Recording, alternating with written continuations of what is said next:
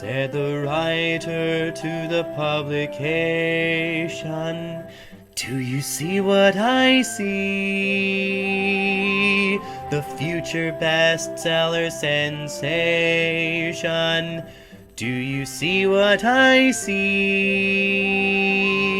I wrote this book, and it's the best thing. It will make readers want to sing. It will make readers want to sing. Said the publisher to the writer, do you smell what I smell? As he went to grab his lighter, do you smell what I smell? This book is crap, your praise is all unearned. It's a manuscript that should be burned. It's a manuscript that must be burned.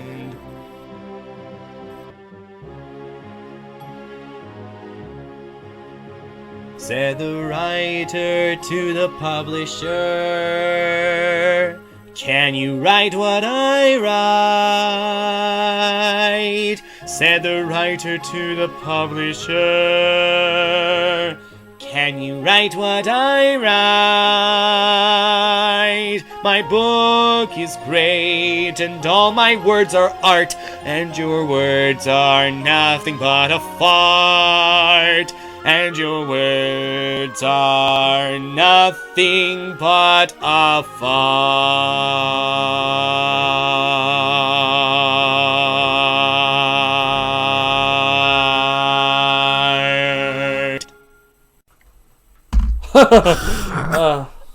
Good job, David. I don't know if it'll match up with the karaoke very well, but we'll see how it goes. We'll find out. We'll find out. On my end, it say- actually sounded fairly in line. Cool. Just Because pitchy. I kept posting. Cool. By the way, listeners, we have a Yeah, guest. well. We'll get to that, I guess. I was about to say, who gets to say welcome, fellow nerds this time? I don't remember. I feel like you've said it a lot, so... Wait, no, I've said it way more than you. You say it!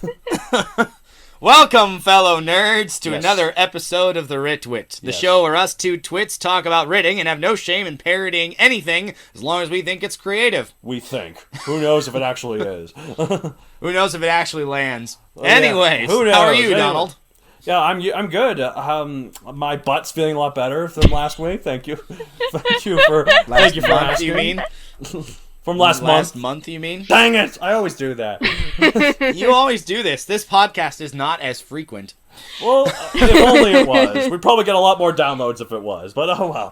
If it was, we might have more downloads, but we'd also run out of topics already. Who knows? Anyways. Okay, so... You could go more in depth. we could do multi-parters. Fair. Oh, jeez. Start running jokes. Oh, wait, we already have some. Moving on. Yeah, we could do more multi-parters. Anyways, so how are you, though, real quick, before we introduce our guest co-host for this month? Yeah, you've already heard our guest host chime in, so we'll get to that. But I'm, honestly, I felt a lot better. I woke up this morning and there were, like, major frogs just taking up residence in the canal that is my throat. Oh, God. So, as you can probably tell, this is not great. I'm going to be sucking cough drops, like, all the time. I can see some gross mucousy legs dripping out of your mouth as we speak. Man. Anyway, I will be sucking down cough drops throughout the show. Yeah. Hopefully that doesn't bother you too much, listeners. But just so you're aware, it is out there. Right. Anyways, without further ado, please, Donald, our guest host. Yes, please welcome a college friend of both of ours. We had a college friend of mine before, and now we're going to have a college friend of both of ours. This is... Which means the next is my turn, right? Yeah, bring one of your pure college friends along to be next. Please welcome Miss Christina... What's your last name? Franklin!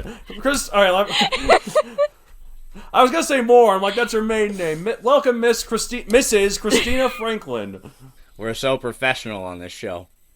Well, to be fair, you knew me with my last name of Moore in college, so... But I guess it always left me wanting Yeah. more. You've known me longer with the last name Moore than Franklin. You know, the sad thing is, listeners might realize we've had now 2 Christinas on the show, and so how do we keep them separate? Honestly, it's not that hard. The last names are all different letters. Maiden name, married name, they're all different letters. So you'd think it'd be easier. We still get it confused. Right. Yeah, it makes things quite entertaining. Well, it's kind of funny. Both of the Christinas we've had have also are married, and they have different maiden names that I've also mentioned on the show now. I need to know more single ladies. I need to get Beyonce going here and say all the single ladies. Was waiting for it. All the single ladies, all the single ladies, all the single ladies, you lift your hands up. Yeah, but they'll be able to call. They'll be like, I'm not trying to do it in a creepy way, ladies, I swear. Whoa. Sorry, that's about the end of my musical Anyways. for today. But anyways. All right, so when we have a guest host here, we like to ask them what makes them qualified to be on the show. So, Mrs. Franklin, what makes you qualified to be on the Writ? Well, besides the fact that my degree is actually in languages and linguistics. Yeah, see, again, you're already more qualified than Matt David, so... Who's a music major? Nah, it's fine. Sigh. Hey, that requires writing too, both in the lyrics and the Of music. some sort, yes. Yeah, I guess that's Well, okay. I mean, music is its own language, I suppose. If you want to make that argument, It actually but, is. I mean, come on. I'd argue it's more of a love sub-language, language but, arts. I'd argue that I'm better than some English majors that I know. Not all, but some. Well, really, which ones? No, you should have seen them. Was it last night? I kept saying stuff and you kept correcting it, and I was like, "Hey, why don't you publish a book next?" How do you know he's not working on it? He probably is. No, his ego's too big. If he was, he'd immediately let me know. Oh, so that's the card you want to play? Wait, no, that's not true. You're right. you No, you're also honestly- really sneaky. So Can you honestly say that I you wouldn't can let be us really know right sneaky. away? Depends. If I mean- I'm working on one, I probably wouldn't. That I have one published, I probably would. I mean, not to go into specifics because of personal reasons. You did keep a secret from me for a really long time, David.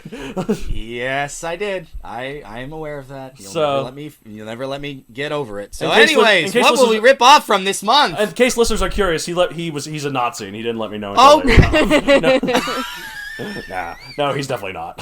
So, Sure, because I'm a Nazi living in Japan. That's a great plan, guys. Anyway, I mean, they were allies back in the. Okay, no, I'm sorry. This is Moving on.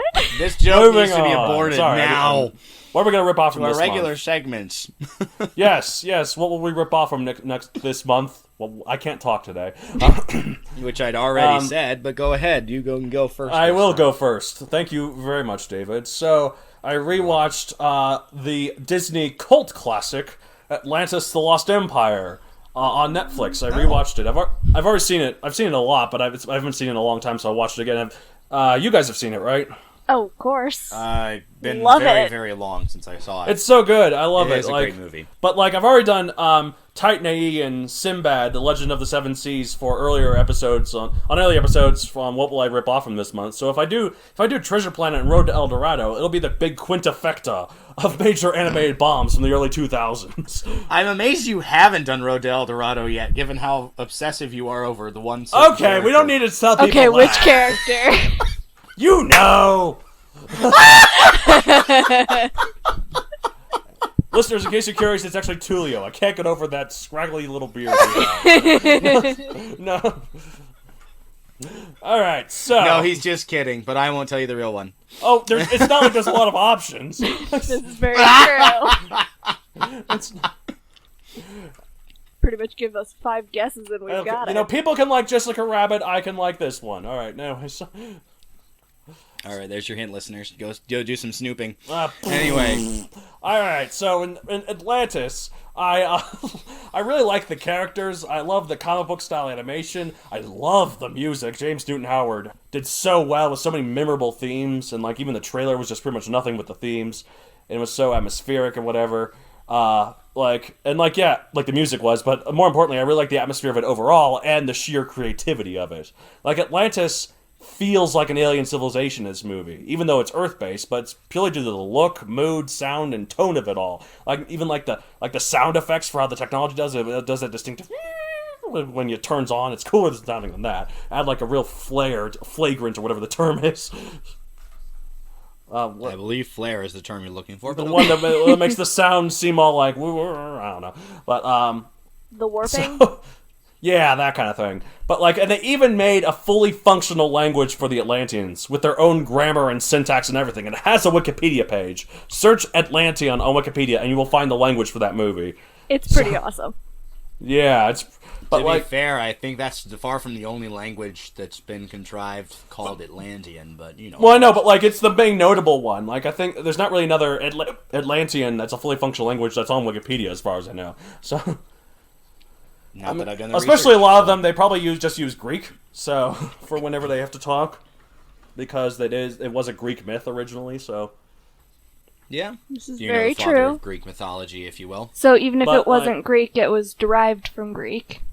Right, but this one they made, like, their own full language that's, like, a mix of, like, Greek, but also, like, Arabic, Mayan. It just sounds like a bunch of exotic languages just mushed together. And, like, there's, like, a whole grammar. Which is a lot harder in practice, isn't it, our resident linguist? It's actually quite fascinating how one language can influence No, I'm another. sure fascinating. Yeah. Well, I mean, if you look at English, it's a hodgepodge, right? Well, no Oh, yeah. kidding. So many French words that most people don't know that are in our language. Like, anything that begins with CIV or CIT is French in origins. Like, city, civic, civil, citrus, probably. I don't know. Well, then if you just think Well, I about don't know about Spanish, citrus. there's the Arabic influence on Spanish. Right, exactly. True. And there's Romance languages and Germanic languages. So, anyways, but like for even though the Atlantis scenes in this movie are about half the movie or less, it creates such an impact. This Atlantis does that I could see a whole world in it with like its own customs, traditions, and creatures. And that's why I'd like to rip off something like that, getting so involved in a world, even if that world isn't the entire focus of the story. Like, even if it's like other characters exploring it briefly, they really get into it. Like, So different from just, needing an encyclopedia to explain your story. You're talking like an environment that majorly factors in without, overtaking everything right, else. and it's not like that the main character is someone that's just from... It's not like Lord of the Rings, which is also a really cool world, but it's something a little different, where it's like, the characters aren't just in this world, they visit it, and it's something that's really still... You can see how alien it is, not just from the perspective of the viewer, but the perspective of the characters in it, so... It's an outsider view. Yeah, exactly. But, like, also, I really love the characters in this movie. Like, my favorite's the Demolition Guy, and all the deadpan, like, rambling he does. It's like, what do you have in there? Oh, the usual things: dynamite, cherry bombs, notepads, fuses, wicks, glue, and paper clips, big ones. or Mine are Kita and Mole. yeah, I do like Mole, and Kita's nice too. It's like, but I love that guy's ramblings. Like, could you blow it up? Oh, I could if I had about 200 of these, but the problem is I only have like 10, plus some of my own, couple of cherry bombs, road flare, like something about it. It's just so funny. Like, he just goes on. Probably his delivery, honestly. It's Yeah. really his delivery, because like the lines themselves aren't not really like. Apparently, the actor improvised a lot of it, and they just left it in when he was recording. It's like, I that's will always think fun. of you every single day, Monday through Friday. Like Sunday, I gotta take Sunday off, and maybe for some things, August, I'm gonna take August off. It's great. Anyways, that's what I'm gonna rip off. Not that specifically, but that's just a funny anecdote. If he has a character like it, don't be surprised, listeners. Of course. Anyway. All right. So, what about you, David? All right. Well, I have officially reached a wall that I've watched so much Tokusatsu. Well, whose fault the is that? Power Ranger-esque shows. I'm branching off into some anime. There's one scene in a mecha anime called Combattler V, not the Roman numeral. It's literally pronounced V. Where the marksman of the team, not in the robot. This is actually, he's out of the robot at the moment. Oh. He flings his pistol to get a better aim on his former mentor who is being controlled by the villain. Of Right. course, he doesn't want to kill his mentor, so he has to aim for this control device planted on the guy's neck, literally right next to the hostage he took, and that happens to be the only better female not robot flinch pilot. when you better have direct Exactly. aim. Right, and so, like, what he does is that rather than use a sniper rifle and risk the mentor, like, popping the girl standing next to him, he no. flings his pistol in the air then uses his sniper rifle to fire a shot that hits the pistol's trigger in midair, which fires a bullet that perfectly grazes a control device off the guy's neck. Oh, it was almost sensual. It was so cool. Oh, anime. It exists. Not to say that I could do it without being pretty direct, but I'd love to rip something like that off, where this guy has to Just does make like an an impossible insane shot move. using multiple guns. That was so awesome. Oh my god. Oh, and I did watch some more Tokusatsu. Not like there's that much left in the series I want to see. I also read a book. Oh, wait, unfortunately, you read books a lot more yeah, than I I know. do, so that's fine. That's not noteworthy. But I didn't find something in particular to mention that's new. I did to explain that a little bit more. I read another book in the Oregon Files, which I thought we were gonna say Oregon Trail for a second. I mentioned on an Did earlier you die of podcast, dysentery? so- No. Okay. No, I never made it all the way to the promised land. Oh, Anyway, no, you should have lowered your... You should have not... Crossing the rivers is difficult in that game. Oh, sorry, why would you actually? it's very difficult, and I ran out of caravans and all the other junk that Oregon Trail. Well, Anyways, not classic Oregon rookie Trail, mistake. Donald. Okay. Well, that's a shame. Not Oregon Trail. Okay. Anyway, but because, I already mentioned it before, and there wasn't anything, new and exciting in there that I just had to take out, I figure it wasn't really worth mentioning here. So Well, of course. there's that. Well, that sounds good. We have the pleasure of a guest host today. So Yes. because our guest host happens to be more qualified than I am, per Donald, Well, let's let that's her all have a right. say, too. Yeah. Yeah, what do you got, Christina? Alright, so it's not exactly something very recent. It's something more like within the last 3 months. Yes. Which, to be fair, if this is the only time you've shown up on the podcast so far, it's fair game. This is fair. I mean, yeah, I'd say so. So, the last time I watched the movie The Proposal, the first thing that drew me Sandra in Bullock. even deeper, something that clicked on me, was the way that they portray the thin line between love and hate. I mean, it makes sense. They both require strong emotions towards someone or something. It's just which end of the line does it go on? That's why the opposite of love isn't hate. The opposite of love is apathy. I believe you Exactly. mean side of the line, not end of the line, but yes. Well, So- whatever the term is.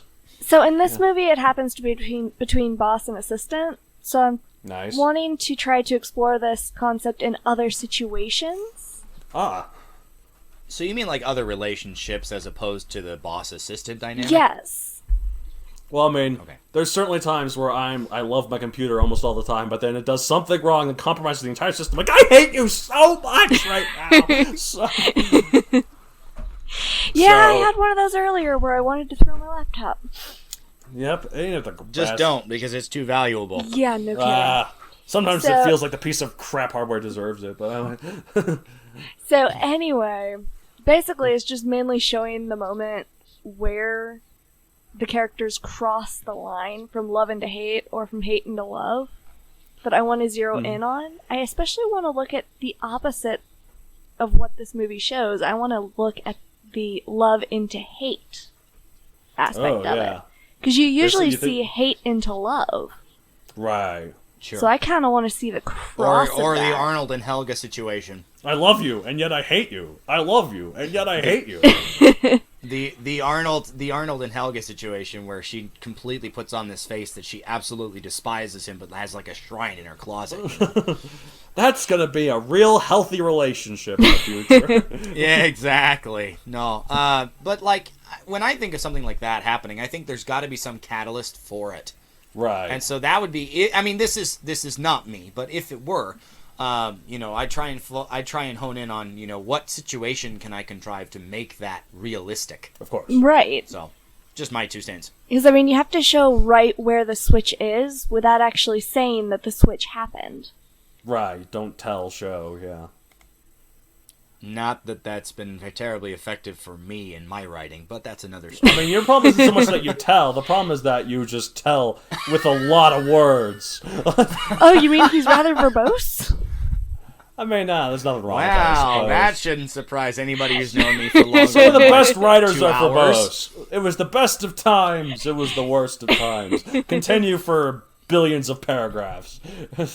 To be fair, I think anybody who knows me longer than 2 hours probably realizes this. Well, of course. So, Speaking of verbose, I'm actually, or I guess the opposite of it, I'm actually surprised how quickly we got through this What Will We Rip Off. It's only been 20 minutes. Usually, at this point, like, I'm still working on mine or you're still working on yours. We're so efficient, the three of us now. Let's keep going. I know I'm ruining it now by talking about it now, but let's just keep going.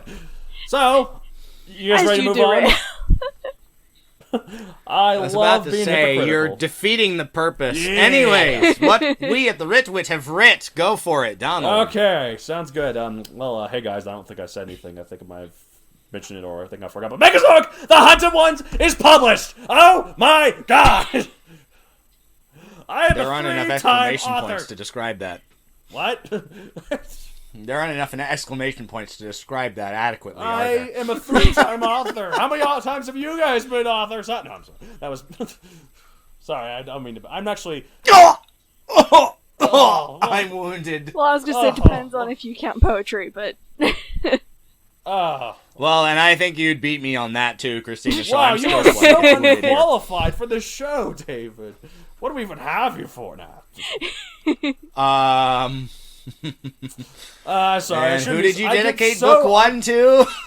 I get so aggressive on this show. I don't know what. I'm normally okay. So Christina, this Christina here sometimes has a nickname for me called, like she said once, I was a big teddy bear, and I think it's all right to say that. If it's not, I can edit it out, Christina. All right. Yeah. But Your jurisdiction. but but yet on this show, I am a bully. I don't know what it is. I'll let the fame of podcasting get to me, I guess. The fame of having your own work self-published is apparently so great. I mean, except it's not just that, because, like, if I wanted to be mean, I would bring up a certain man with a name that starts with C and P. But oh, Chris Pine. No. Charlotte. Although his first name is Christopher. No, I know what you're talking Although about. his first name is Christopher. Anyway. Okay. I am aware. But anyway. Alright, basically that's it, though. I published the third Megazoic. Buy it on Amazon.com. And then soon, the fourth one will be out. Did we ever tell you, Christina, that we have a foghorn on the show now? no, you didn't. You haven't caught up on our episodes. We do it whenever there's something in the future that it's not a cheap plug yet because it's not yet there, but it's something we're planning on doing. It can't be a plug, and so it's just like, oh, hey, here's a spoiler alert. Okay, I'm kind of glad you don't have it right now. Yeah, so we added a foghorn sound effect. So Wait, hold on. You're saying it'll be out soon? You aren't even done writing it, right? Are you? Well, I'm not. I was gonna ask, okay, how soon is soon? Because soon is generally used to write next within, year like, the next at month. some point. Anytime, anywhere between January 1st, probably not, and December 31st. Oh, that so narrows it January down. 1st, less than a month from now. Yeah, right. That so narrows it down. Okay, fine. How about Exactly. no time, probably not anytime. Second half of 2019.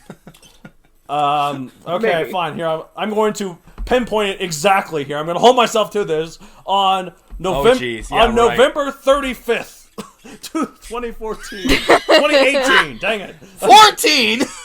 That's all right. November 35th. Are you sure you don't want to make it November 30 or November 35th?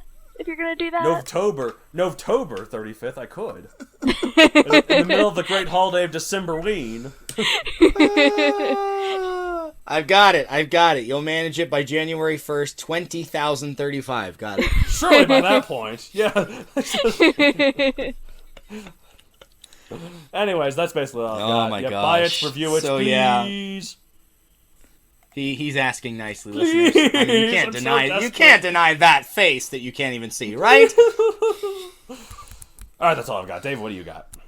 Well, quite the switch. I mean, I'm busy unwinding from Nano, Of so course. not much. I tell you what, if you looked at it on a graph, the writing production that I manage spikes super hard in November, Oh, yeah. and then like dwindles away to almost zero the rest of the year. No, It's kind of sad. I think we've talked about that on the show that like you don't really write a lot other than November, but you really make up for it in November. Tis true. A couple of things here and there. I do have a monthly article for the Town magazine that's published here, so I obviously had to write that article first in English, and then I had to try and translate it into Japanese, because it's published in Japanese, of course, which means that my supervisor gets to, look over it and say, "Oh, you idiot, we don't say that," stuff like that. But, of course. And a couple of other things to stuff for some... There's a couple of other things to stuff. To prep for some classes that I'm involved with. But other than that, I've been kind of away from the keyboard as far as writing purposes are concerned. So rather than hashtag cheap plug my own products, I'll mention that I'm going to use the... Ding? the new-ish feature on NaNoWriMo's website. They have added, I think in the last couple of years, I just noticed it this year, they have a way to make like intermediate goals. Ooh. So during the next few months, rather than 50,000 words over a month, which my lifestyle, unfortunately, outside of 1 month a year can't really support, I can say, oh well, I want to write 3,000 words this week. I want to write 1 episode this month, kind of a thing. You can set yourself individual goals like that, and if I can get onto that, then I take away some of the excuses. Nice. Good luck with especially that. considering I've got a bunch of previously mentioned Power Ranger-esque fics that I've been working on. Of course. I could certainly make progress if I simply took the time to do it. Well, all that Tokusatsu ripping off has to go somewhere. Exactly. It's my bread and butter, man. Yep. And for some good old handwriting, I dovetailed a little bit with my musical exploits. The original Friedrich Schiller poem that Beethoven used in his Ninth Symphony, the final movement of which we know as Ode to Joy, but obviously has a bunch of other uses as well, along with the translation, just so I could understand the words better when I have to play it later this month. Wait, so you're saying you took Ode to Joy and translated into Japanese? Is that what you're saying? No, what I'm saying is I looked at the original German poem, transcribed it by hand, and wrote an English translation for the purpose of understanding what they're singing. I mean, that counts as writing, I'd say. I mean, everything counts as writing. What is writing? We never had that answer. Anyway, any creative work used specifically for this podcast is the official definition, I'd say. Apparently. Well, it's pretty broad. But anyway, also, because I don't have a cheap product to plug of my own, buy the Hunted Ones, available now on Amazon. Yeah, please buy my book. I mean, it's pretty good. I mean, I don't know. I'm you really have selling confidence in myself. it. We'll see if the readers. It's pretty good. I don't know. Hey, I haven't had a chance to read the second one yet. I'm getting ready to, but I can tell you the first one's pretty awesome. So. Oh well, thanks. I'm partial to the first one mostly because of the dedication, but that's me. So. Yeah. Of course you are. Anyways. It's all about you. No. Mister, I'm a bully on this show. Wow, you're not making it all about you. I'm also a hypocrite, so at least I acknowledge it. Okay, so what about you, Mrs. Franklin? Alright, so a little different from what I'm planning on ripping off. I've actually mentioned this, I think, to both of you, but at least to one of you before. Is that I'm working on making a spin-off of Cinderella. You're focusing exclusively on the mice. No. Actually, I hadn't thought of that. I'm gonna have to actually take a look at that. It's the hidden story of Gus, the big fat one. It depends how far you've gotten into making your spin-off. If you've already started, then there's no point in changing focal characters now. I'm not too far in. But that's because I'm trying to figure out what way I want to spin it. So it's a storyline that's so overdone. Right. But there's got to be a way to make it new again. So I'm still in the beginning stages of trying to figure out how it'll work. But I still have a few ideas for how to make it work. Such as inverting the traditional characters' genders, making it a princess. Cinderella. Oh my gosh, there's a fun story about that if you guys want to hear I think I've heard of it called Cinderella, right? Well, Cinderella, no, not explicitly that idea, but when I was in high school, I took a theater class, and we had a project for that as like our final project. It was called A Fractured Fairy Tale. In the group that I was in, we did Cinderella, except we did a gender swap. So it was a princess and Cinderella, and not spoil all of that particular fractured fairy tale, which was a hoot to do, even if it was slightly embarrassing to act in. But there were two scenes that I'm particularly proud of. The first is that I was involved in a choreographed lightsaber fight. What kind of Cinderella was this?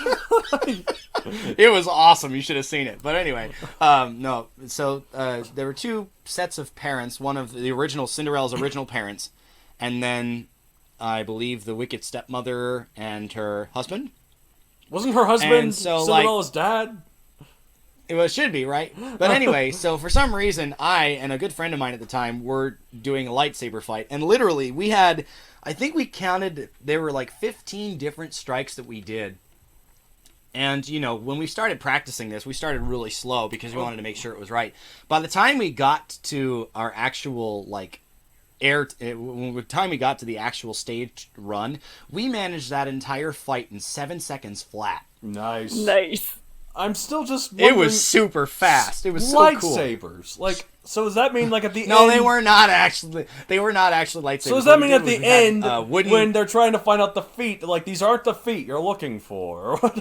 No, we should have used that. That would have been great. Oh, gee. No, but anyway, these were actually, I want to say they were pretty thick dowel rods. I'm not 100% sure now because it's been so long, but what they were, we solidly painted them. So the handles were black, and then the blades were a different color. And I think Yoda was the fairy godmother. No, I had the green one. To the ball, I must take had you. the red one. Sorry, there you go. I'm derailing your story, which Star is derailing Wars Christina's story. Star Wars version of Cinderella. Go. It's never been done. So, you've got plenty of opportunities, right, Christina? There is actually a movie that's been made of a gender swap of Cinderella, and it aired on Nickelodeon years ago. Nice. It was the movie Rags. Never heard of it until now, but okay, I believe it. It's actually pretty good, but that's one option. Or there's putting it in a new setting. The future. Well, I mean, Cinderella Story with Hilary Duff and Chad Michael Murray, I think, did that one. I'm still partial to They Sydney did, White. but then there have been a bunch of other... That's not There have been a bunch of I know. other Cinderella Story movies made, though. There was another Cinderella Story with Selena Gomez and Drew Seeley. Oh, that's right, the recent-ish one. There was Cinderella haven't Story seen. Once Upon a Song. There's the one I like, which is Ever After, which is just basically what if it was historical. True. And then there is a Cinderella Story If the Shoe Fits, which has... I don't Lovely know title there. what the guy's name is, but I know that I'm not the I one know qualified that to tell you. the So. Cinderella in that one is Sophia Carson. Oh. I've seen that? I've seen every single one of those. Okay. You're a big Cinderella Story fan. Okay. Well, my favorite Nothing is wrong with Rodgers and Hammerstein's Cinderella. The I think it's 1990. Oh yeah, the one with Whitney Houston. Yes, with Brandy, Whitney Houston, Victor Garber. A very, very progressive thing for the time. It had an interracial couple where Cinderella was black and the prince was Asian. Yeah, that was pretty awesome. So then there's the idea of writing it from the viewpoint of one of the other characters, like from the prince's point of view, or the mice, or one of the stepsisters, or even the stepmother. You mean the stepbrothers? Ooh. You said gender swap, so you mean the stepbrothers? Well, I'm saying it's gender or, swap. but doing a combination, yes, I have considered Two that. gimmicks, yeah. But I have not thought Never of enough doing it gimmicks. from the point of view of the mice. That might actually be kind of fascinating. What if they have their own little ball? That's partly because I like Jacques and Gus Gus. They're so cute. Gus, that's his name, right? Yeah, not They're just probably the cutest rodents you'll ever run into in real life. Hey, I have a squirrel in my house. He's pretty cute. As long as it's not the killer squirrel from Hastings, I'm good. The black ones? Oh, no, jeez. it's fine. Okay, those weren't killer squirrels. They were kind of cool, though, all black. Oh, One no, of them no. charged down my car when I was This- driving on the road. I was really convinced it would flip it over if I kept going. Oh, no, this was a squirrel. What do you think it is? The freaking scooper squirrel? Come on! Okay, Sorry, we're gonna this say was a squirrel who This was actually a red squirrel, not a black squirrel. Oh. All right. I was walking from Taylor Hall to the student union because I needed to get these food. different places in this college of By the way, Hastings and all of these listeners. place names that all these place names are specific to the college we went to, so don't mind. You don't need to have much more explanation than that.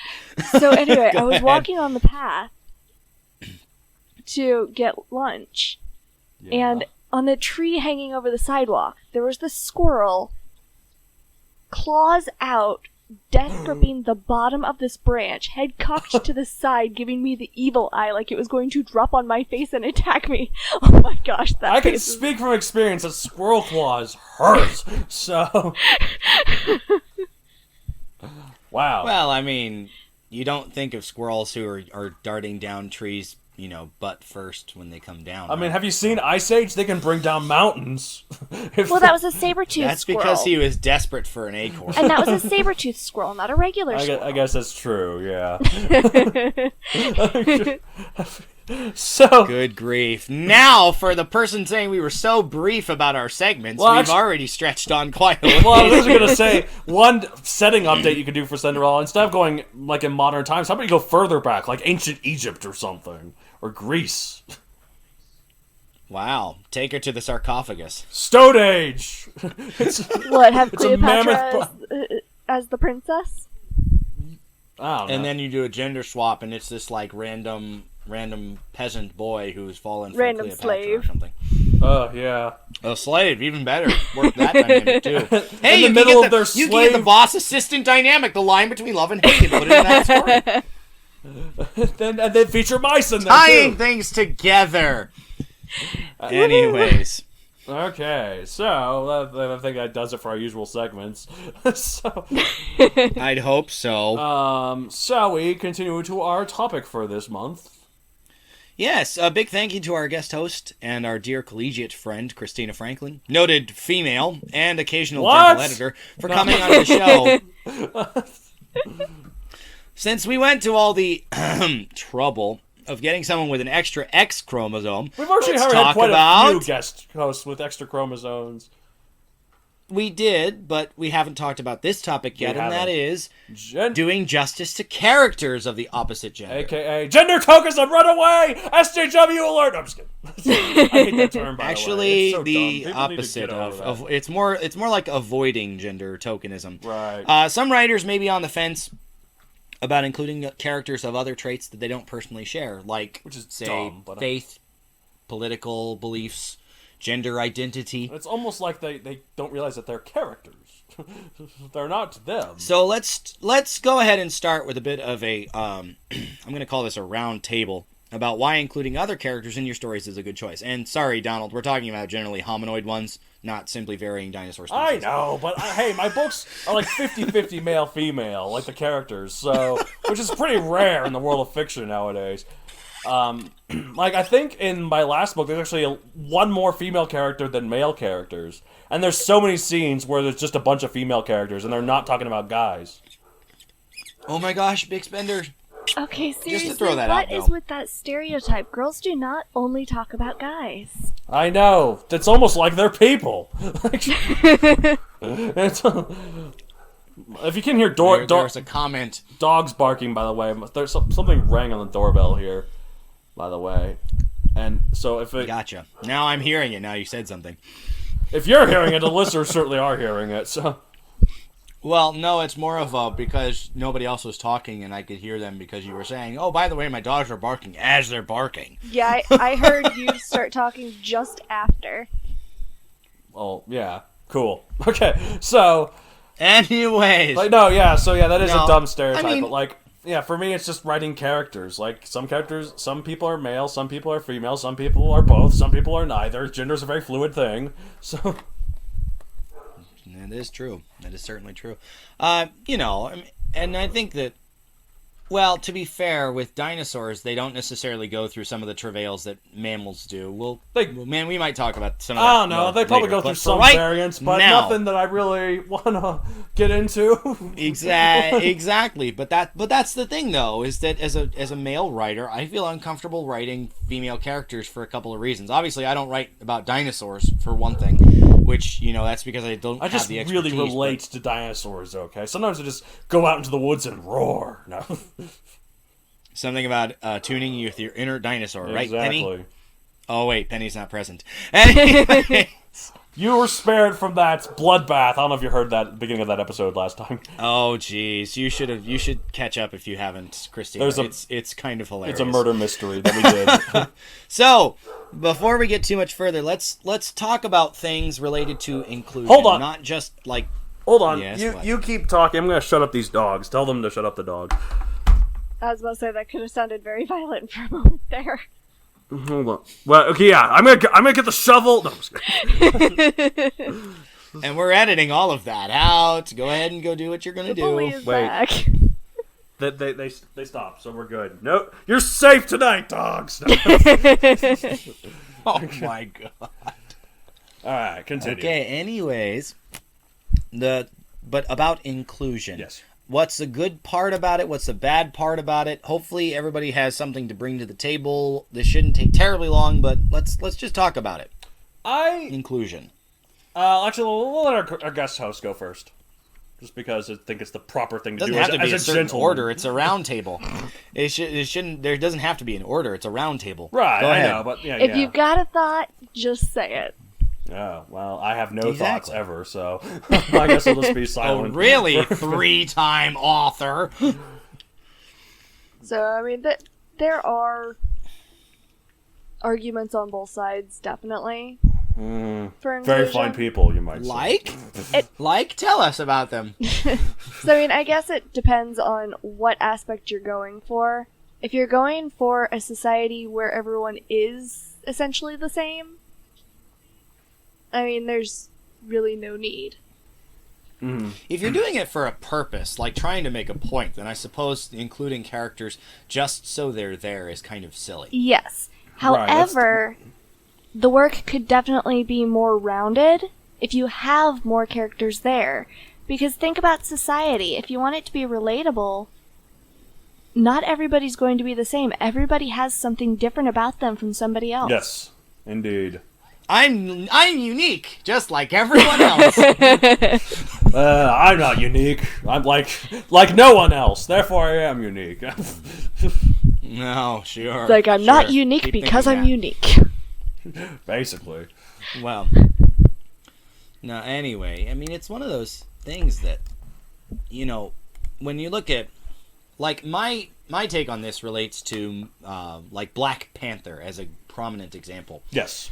Here's a movie about a predominantly darker-skinned community that we don't typically see in mainstream media all the time. Yeah, like, But to the point where look at when there's how a many white guy, people he's in the the token world- white guy, basically. But look at how many people in the world have that skin color. Exactly. And yet we see all these white-led movies. Where do these people see characters that resemble themselves? Exactly. Well, This is my take on it, and feel free to disagree. But like, the reason you want to include somebody in is to make your audience vary us as they are, find somebody worth caring about, somebody that kind of resembles them. It might not be an appearance, especially with the non-visual medium like books. right, especially if they're You dinosaurs. don't have this problem, especially if they're dinosaurs. Well- They won't necessarily care so much about what the appearance is, But who the character somebody that is. they It's can more about the personality feel of the for. character in that case. Right, exactly. In that case, it is. Now, if you're talking about a visual medium, then there needs to be somebody that they do actually resemble, that they can kind of rally around. Mm-hmm. There's a big push right now for Asian descendant superheroes because, like, all of these audiences, like, I think more than half of the world's population has some Asia relation in their blood. I mean, it makes number was sense. recently. Like, It makes sense because China's the most and populous. India's not and far whatnot. behind now. But do you call India quite the same as... It's not when Far I East say Asian, but it's is that definitely what you Asian. think? So, All right. But anyway, when you look at those numbers, but all of the characters that are on screen are generally white, predominantly male. That's a different argument, but where do Asian fans get to see a character that they like, that rally behind? And yes, there are some recent movies doing this, but I think there needs to be more work done. Right. Similarly, in books, you should include them. Devil's advocate here, though. You shouldn't include them for the sake of having them. Right, they should have a purpose. And you should have them in there because that way they mean something. They bring something different to the table. Right. Sorry, I think I was cutting you off, Donald. Go ahead. No, you weren't. I was just listening. But basically, they should all have a purpose. And this is just any character, male, female, black, white, Asian, dinosaur, sign raptor, velociraptor. I could go on, and believe me, I would love to. I'm sure, but we don't have the time. Well, it's if you're gonna have a character that's different in one of those ways, you want to make sure that there's something they're actually bringing to the work. Exactly. True. Well, and my solution is kind of, simplistic, but how about making sure that it's not just one? Oh yeah, absolutely. That's why it's not just the token one. If you have just one, it's obvious that you just had him or her just to have him or her. Well, it's you need to have their personality, but you need to also have their life planned out in that case, so you know who they surround themselves with. Yeah, exactly. That is true too, and it's not easy to do. I don't mean to suggest that it's as simple as, oh well, I put 2 Asian characters in my story. That must be sufficient. It probably isn't if you're not. It's Asian. not a mathematical formula. No, it's not. Well, and something we haven't mentioned because so far it's been focused on race. But what about gender identity, sexual preferences? Well, belief systems. In Megazoic, there's a bunch of. Like I said, it's half and half usually, and a lot of times for me, when I'm writing the women as opposed to writing the men, it's pretty much just what is their character traits first, and what does that define? What defines them like that? And gender isn't really that much of a part of it, for me, anyways. And although some characters who are straight and in romantic relationships, that of course the gender is an important role there. But a lot of times, the traditional sort of gender roles that people have are reversed. The main couple in my story, the female is much more of has more masculine traits. She's very aggressive and also very, she's the leader of a great organization. Never once is her leadership questioned because she's a woman. It might be questioned for other things, but. But while the male in this relationship is the nurturer, he's the one that's much more trying to, the emotional support, So it's kind of reversed from the stereotype. That's actually the point that I was just about to make, is that one trap that a lot of people fall into when they're trying to write these other different characters, no matter how they're different, is if they don't understand it, they fall into those stereotypes. Exactly. And that actually makes it worse. The Kung Fu master. The black guy is always indentured, Right. Or, isn't educated. The black person gets killed off first. And, yep. In a cheap horror movie, if you're a black guy in a cheap horror movie, if you happen to be an employer, hire more black people. Okay, to be fair, in Star Trek and you happen to be wearing a red shirt. I may not watch many horror movies, but I'm pretty sure it would be the ditzy blonde that's usually killed off first. Well, okay, and this is kind of silly on my part, but the reason I wouldn't kill off the ditzy blonde is because the ditzy blonde has probably got the best scream. Yeah, you gotta keep using it. But then you'd have to explain how the ditzy blonde actually got to the end. Yeah, I think it'd be funny if everyone died except for the black guy or the ditzy blonde or whatever. Thanks for talking about inclusion, but let's move on to the next one real quick, right. And that is, who's got it better? Females writing males, or males writing females? You mean in terms of the writing process? I mean in terms of the author writing the opposite gender. Who's got it better? Who's it easier for, you mean? Is it more or less? Okay. Honestly, I feel like females writing males is easier just because I was talking to my sister about this earlier today. She thinks that a lot of times, males often when they write females, if they're inherently have some sort of sexist views, even if they don't realize that they are a lot of the stereotypes. While the main issue with that females have writing males is that they tend to oversimplify. I guess males do this too to females, but they tend to oversimplify, make us a lot simpler than we actually are. But the thing is, though, A lot of times that's But not. that's true in the That's inverse, not. too. A lot of times though, with guys, we are kind of that simple. Like sometimes we are. Well, okay. The emotional complexity with which we operate is on a different level than that of women, and by that I mean to say that women simply operate on a higher plane in that field. And so it's not necessarily incorrect to simplify us. Right. But how far do you simplify Well, it? there's this great quote in Phineas and Ferb that I love so much when these girls are trying to, like, figure out what these guys want. And then this girl talked to this guy, and the guy said, "Save me a dance." And then the other girl asked her, "So, what did he say?" And then she's like, "I think it's going well. He asked me to save him a dance." And she's like, "What do you think he meant by that?" He's like, "I'm pretty sure it means he wants to dance with me." And then she's like, "Men and their impossible endless riddles." I know exactly who and which episode you're talking about. I just think it's so funny. It's just like they think we're so complicated, but we're really not. So, Well, you guys think we're so Well- complicated, and we're not that complicated either. I don't know about that. Okay, hold on. As you'd expect, the guys think the girls have it better. Well, I don't mean to my mansplain take on it is here, this. but no. I got a fun story to tell Yes. you. When I was in college, a different female friend, this is after Donald transferred to a different school. Yes. When I was in college, a different female friend of mine and I had a conversation about why are women so hard to understand? And not like there's in one catch-all reason, because there isn't, because obviously these are vastly different people, even amongst the same gender. But like the thing that she said that still lingers in my mind is that even women don't understand other women. And I'm just like, well, gosh, I have no hope then. This is very true. Each woman is very different in how we act. So you can't say that women are more simple than guys think, because that's simply not the case. But like Some for women, this okay, sometimes they I might think be. that- but Depends some- on how well, observant you are. Well, It also then, depends well, then on the I'm woman. screwed. Yes, I'm this not is very observant at true. all. Well, see, I actually think that the guys have it a little better. Of course you do. But please tell us why. It's grass is always But- greener on the other side. But let me explain though. Of course. We As I are say, very go ahead. open with our emotions. Yeah. So it's a lot Are you? easier to see what's going on, even if you don't understand it. About that, I'd like to have a word with my ex-girlfriends about they're not. Maybe they're not okay. Maybe they're directness. more Well, open see- with their emotions about each other. I was about to say they're definitely not very like direct when it comes Like, to but a lot of us. times, if there's like a girl that's upset, I'm like, "What's bothering you?" Their answer is usually just like, "You wouldn't even understand." I'm like, "What am I supposed to do with that?" What I mean is, All right, it's let's stop easier- ganging up on the woman here.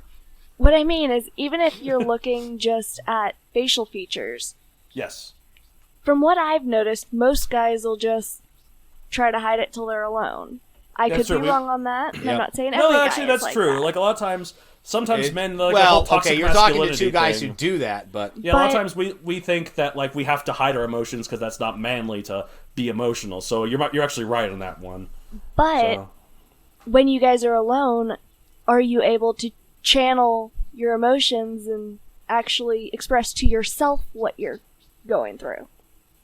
I'm not the best I think example, so. but So like if- I think so, but I mean, you're talking to two very, let's face it, untraditional males. Well, this is very out of true. A large male population at large, because, well, I mean, Donald grew up with 3 older sisters, and so he has learned the value of being close to his quote unquote feminine side. I am so feminine. I am one sachet away from buying me some high heels here.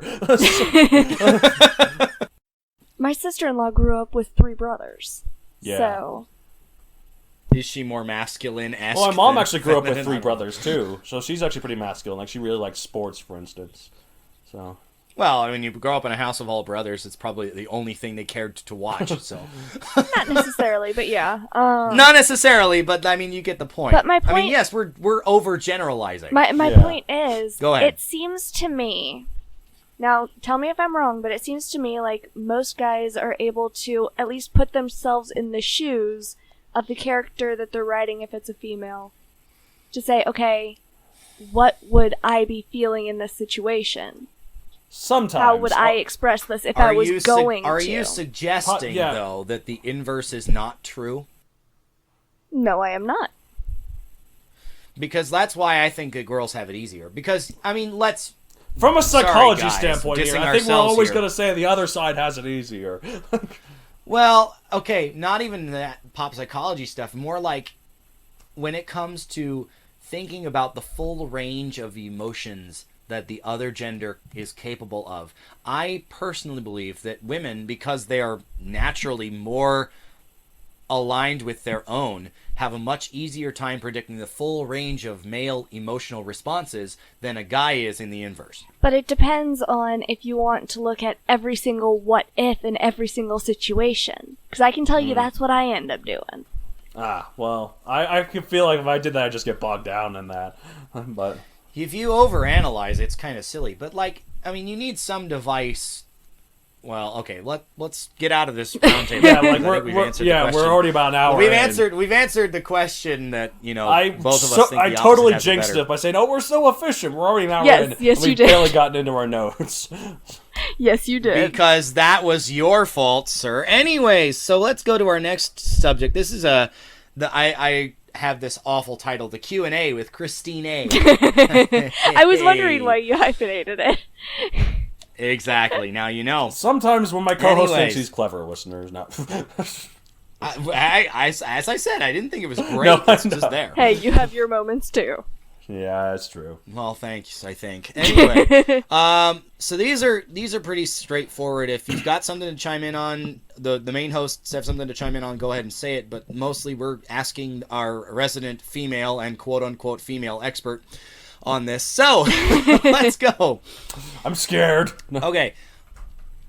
Okay, so are there any out-of-bounds or taboo things for male writers to consider when crafting scenes with female characters? Okay, so,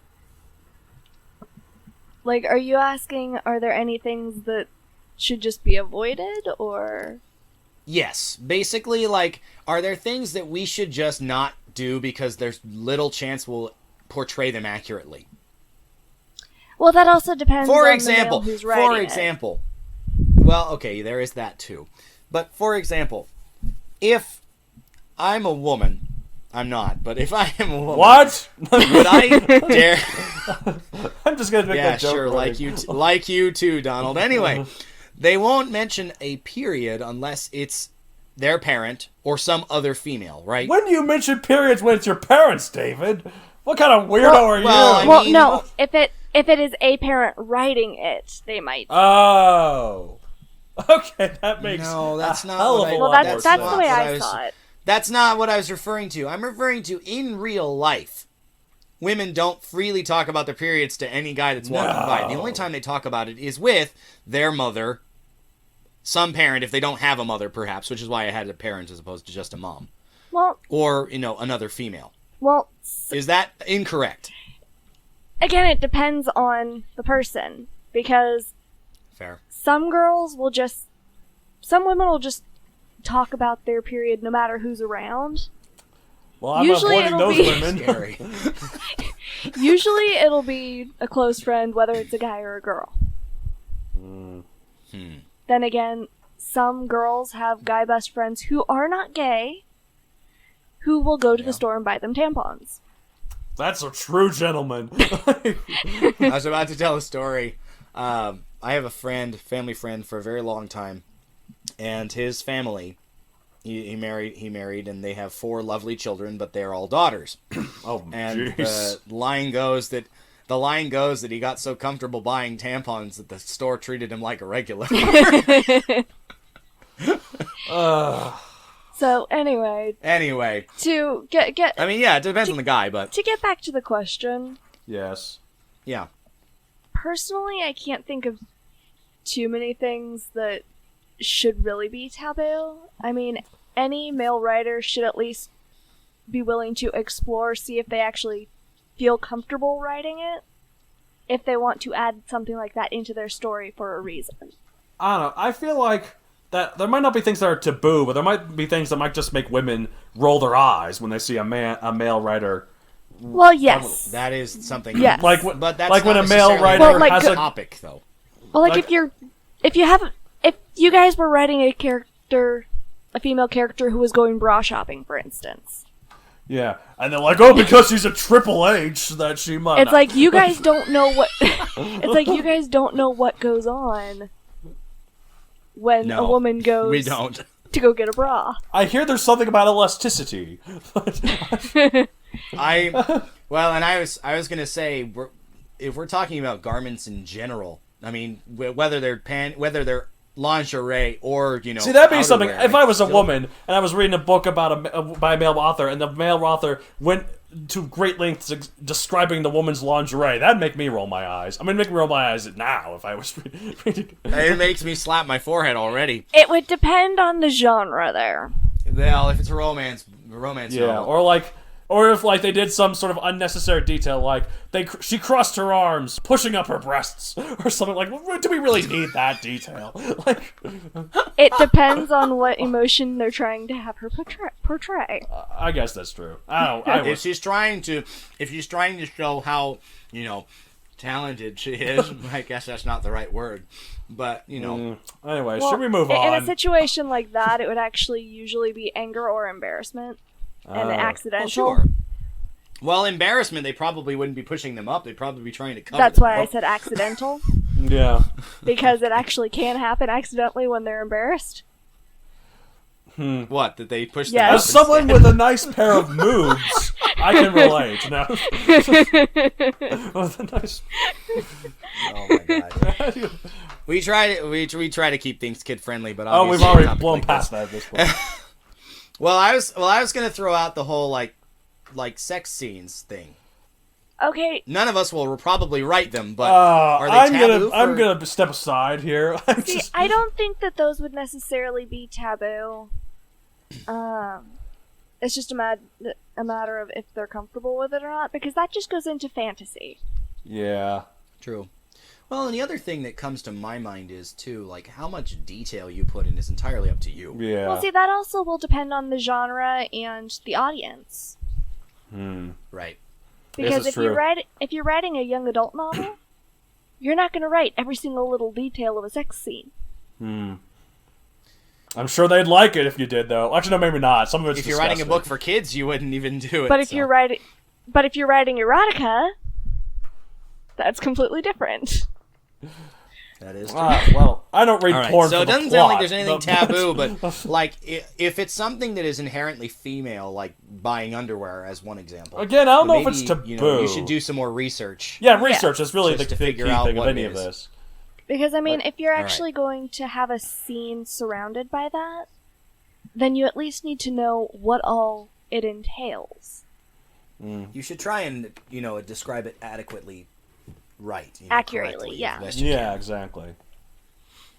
Okay, next question. How do you get past any fears about writing awkward scenes featuring either partially or entirely the other gender? I think it depends on the person, but for me, it would be just to write a test version of it, just to get my writing of it out there, just to get it out there and just see, okay, how do they feel writing that, and okay, was that as bad as I thought it would be? I don't know. Yeah, that's another one that's The power kind of drafts. more in the comfort question. Because, like, there are some times where I personally have a little bit of difficulty writing those awkward scenes because it feels awkward to me. Right. Sure. If something feels too awkward, I generally just tend to try to figure out, okay, Avoid it. is there a way that I can put this in a setting that's not as awkward with the specific thing going on? Can I change the actions or conversations that are going on, but still keep the same feel that I'm going for? The same. Right. It's Just- like, Well, and I put listeners can't see our note document, but I put awkward in quotes because I want to bring up a quote that I've heard. Awkward is simply a state of mind. well, If yeah, you think it's awkward, then it is. But if you don't, then it isn't. right, This is very true. of course. All right. Well, because we're a little pressed for time, let's go ahead and move on to the next question, which is, are there any fun exercises to try wrapping your head around a character concept that's so different from you? Like the system of beliefs, gender identity, sexual preference, race, etc. Okay, so what I do for that is, alright, I have this little poster that I still want to hang on the wall that says that any bystanders, or it's a warning to bystanders saying that they may be written in. You'll be written into my book. Yes. Yeah, I think I had a shirt that said that once. You have a shirt. And that I think said I that. sent you guys pictures of a picture of it after I got it too. Nice. I believe so. But all of my main characters, I should say, the background characters not so much. Yeah, that's how I am. But most of my main characters have their basis in somebody that I actually know. Right. So one thing I So you're writing from a position of strength as opposed to, oh, this is all unknown. for the most part, yes.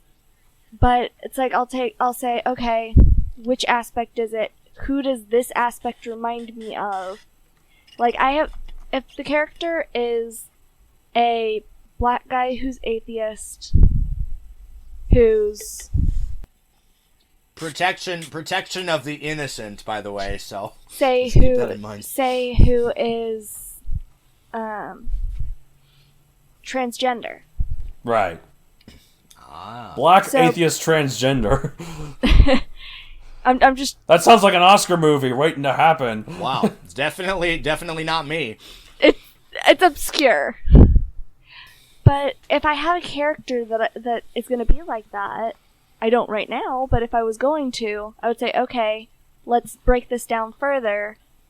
Oh, you don't want to make your Cinderella transgender?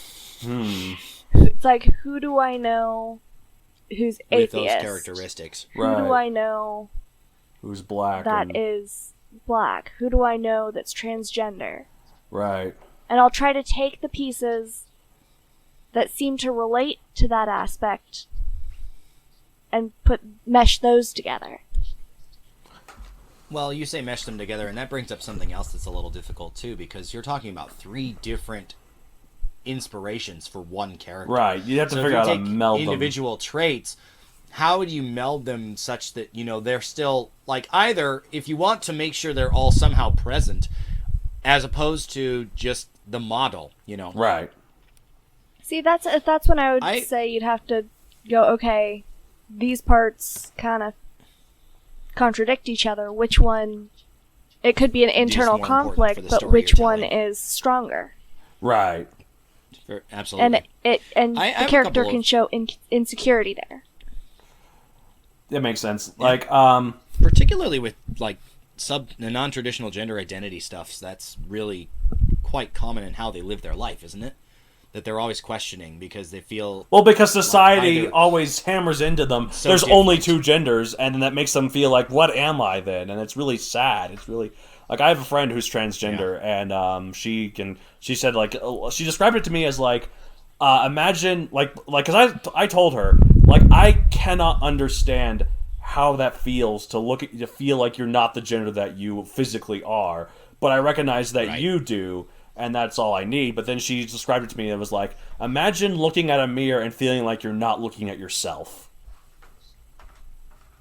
And I thought that was an interesting... Body switching. See, Well, yeah, I that- have- Freaky Friday. well, see, I Freaky have- Friday, That was a little too... that was a little too, Well, Right. see, simple for I what we're talking have- about over here, but... I have a friend from high school, actually, who describes himself as pansexual. Right, yeah, that means basically everything, right? And when I asked him what that meant, he said, I don't love guys, I don't love girls, I just love who I love. Yeah. Yeah, that's fair. Well, I mentioned exercises in the question. I actually asked this question on purpose because I do have a couple of them, so if you'll let me have them. No, we won't. I refuse. Go right ahead. Well, Donald hasn't contributed much, so I write dinosaurs and romance or other kind of stuff. It really isn't integral to the stories that I write and the identities like this. It's like Well, you do have a relationship in one of them, so you do have I do, and I hidden do have romance. and actually in the third simply book, having romance isn't quite the full extent of this. well, question. it's a Right, straight go ahead, romance, third but book. the third book, this isn't a spoiler now because it's out now. Buy on Amazon.com. Well, what about the second one where you actually do mention the lesbian No, relationship? that's the third one. That's what I was gonna say. The third Okay, one, now you're spoiling it Oh, for I'm me.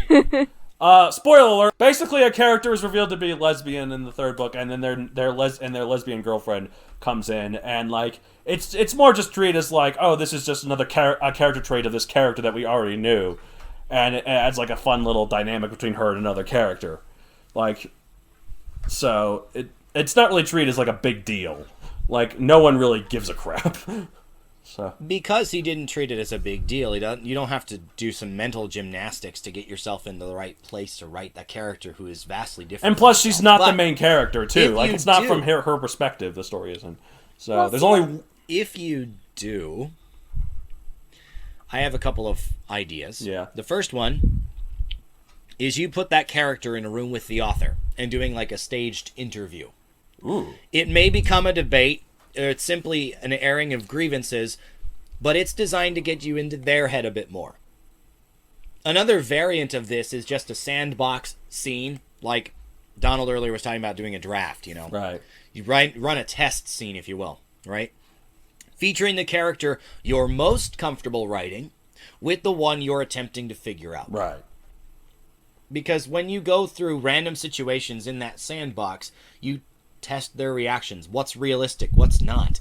You find out those limits for yourself, as in the author, about this character. Right. The second idea is creating a character sheet of sorts, where you chart the reactions to frequent, somewhat common, and some uncommon situations. Right.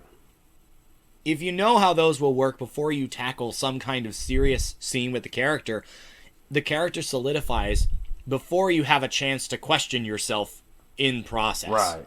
Although how fun these exercises are probably in the eye of the beholder. I'd probably hate them. That's just because I hate writing See, I things that actu- aren't like I've Yeah. actually done the second one.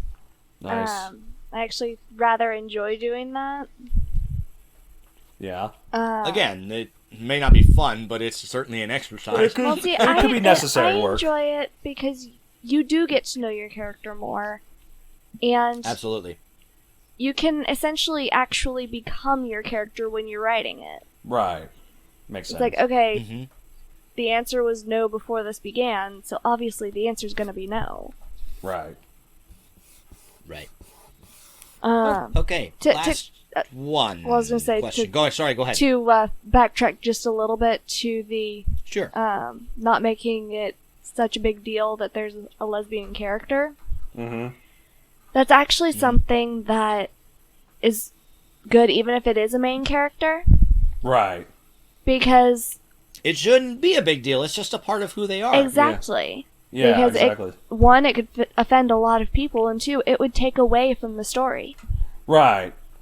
Well, unless it's a part of the story, like that, discovery such that they decide I am, as opposed to wondering. Well, about like- it. If that's a beat Well, in your story, then that's Then, different. then there's a certain way to go about it where it's a big deal to them, but you're not making a big deal about it as Right. the writer. Well, like so. Not preaching from behind the pen. Right. Yes.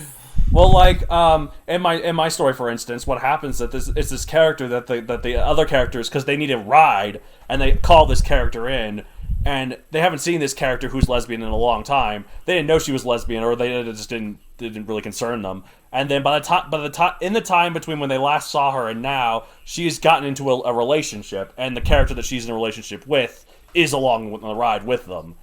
And then they're like, "Wait, who is she?" And then she's like, "My partner." And then that's basically it. So. Just another day at the grocery store. Well, I think I actually call attention to the fact that I don't call attention to it. Like when the character's like my partner, and then another character's like partner, eyes narrowing, but then they say, "I didn't realize you were the type to start settling down." Because that's the reaction. Yeah, their eyes were Anyway. narrowing, not because of the fact that, oh, you're a lesbian, but it's like, I didn't realize you were the type to settle down. I didn't think you were going to sell for a relationship. What? Yeah. That is brilliant in its simplicity. Well, thank I'll say you. that. What do you? Well, hopefully, Christina shares that sentiment. Anyway, last question. What situations should you check with others for their veracity? Meaning, people of that gender, of course. Mm-hmm. Alright. Like, I'll give one random example. Earlier we talked about the bra shopping thing. If a guy Sorry, has I'm never written immature. a bra shopping, if he's never been shopping for bras or tampons, what does he know? So how will he write them? So, like, if it were me, I'd run those bits by my few female friends, and I wouldn't mind accidentally offending, just to see if it's realistic. That said, I've only done this twice. You'll notice that most of my work doesn't have that many women in it, My so- work has a lot of women in it. I guess because they're dinosaurs, but never once have I had to write a scene where they go bra shopping. But they're dinosaurs! A dinosaur wearing a bra. There's quite the scene. They don't even have mammaries because they're not You mammals. know, I'll put it out there that I've given Donald a lot of crap about how his dinosaurs are simply humans in dinosaurs' clothing. Yes. But one benefit of them being dinosaurs is they do not have to deal with the same body types that humans do. Yeah, it means they don't have to. Their armor doesn't have to worry about covering up certain parts of their body. Yeah, exactly. Well, or you have to worry about what is it, superheroine armor, which is apparently like smaller than any bikini ever.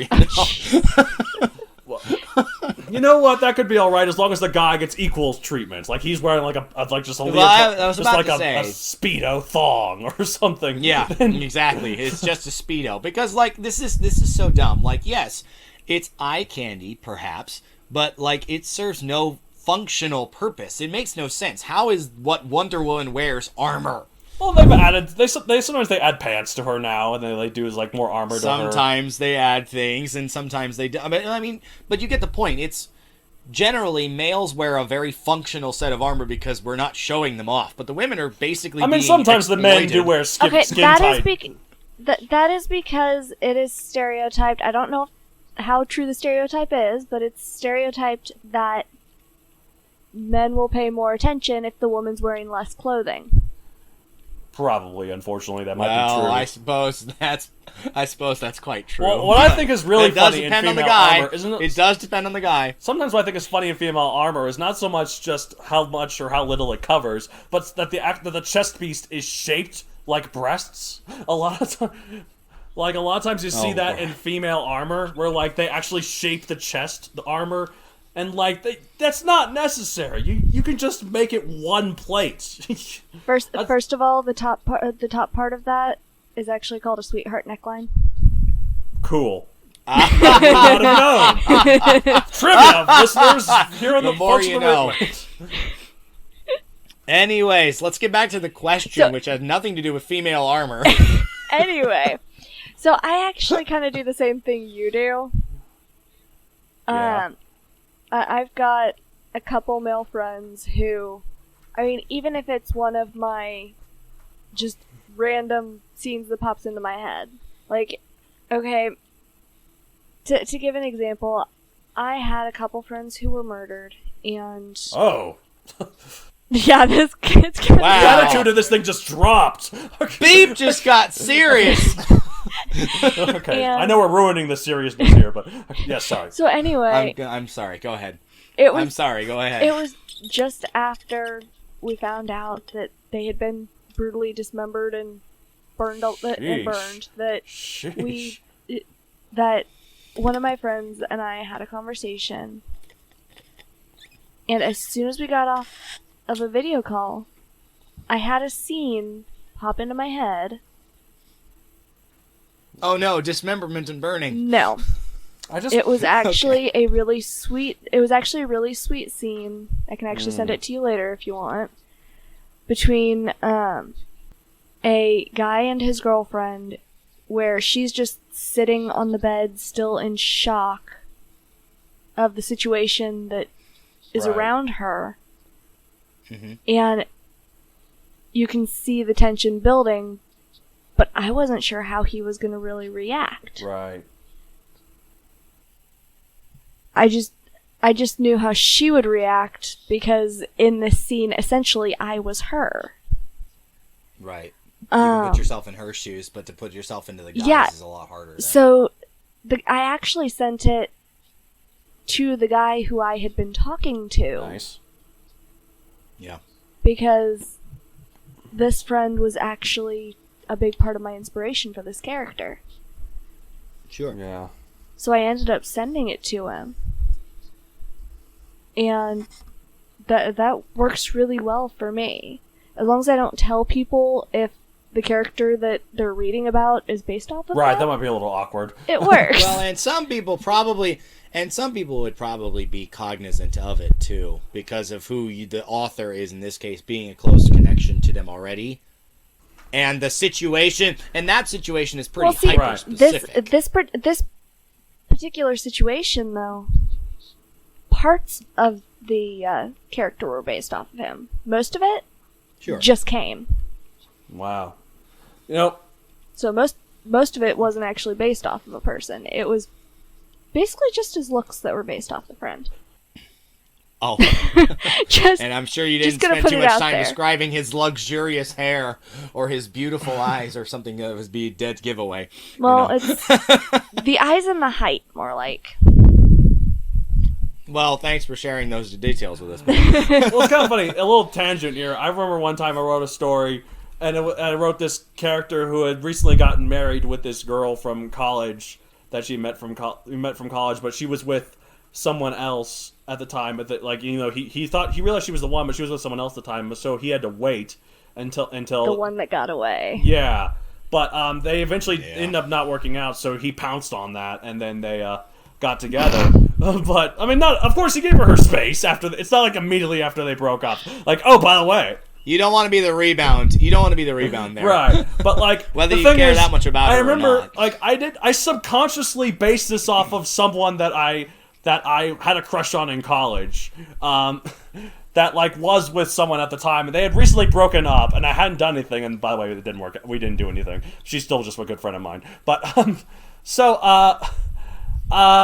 I didn't realize this until I was reading this scene out to a writing group that around the entire school where this girl was in the audience. And I was subconsciously freaking out. I was like, oh crap.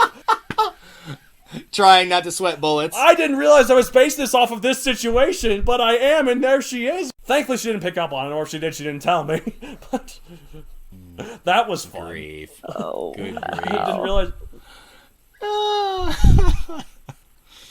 No, that is really funny, especially when you get away with it too. I somehow got away with that. They don't notice.